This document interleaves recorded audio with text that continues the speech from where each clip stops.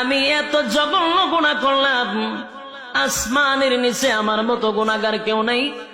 আল্লাহর দরবারে যদি নুজুলে রহমতের সময় কোন বান্দা বান্দি আল্লাহর কাছে লজ্জিত হয়, গুনার উপরে লজ্জিত হইয়া চোখের পানিগুলো ছেড়ে দিয়া অতীতের গুনার উপরে লজ্জিত হয়, ভবিষ্যতে এমন গুনাহ করবে না এমন যদি প্রতিজ্ঞা করে, আর নজুলে রহমতের সময় বান্দা যদি আল্লাহর কাছে গুনার জন্য লজ্জিত হইয়া কান্দে রে, আমার আল্লাহ ফেরেশতাদেরকে জিজ্ঞাসা করবে, ফেরেশতারা বল আমার বান্দা কেন কান্দে?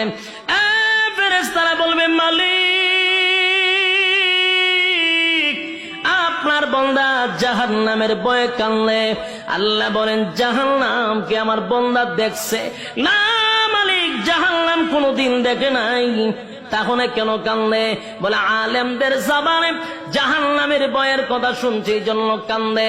আল্লাহ বলেন আর কিসের জন্য কান্দে? বলে মালিক রে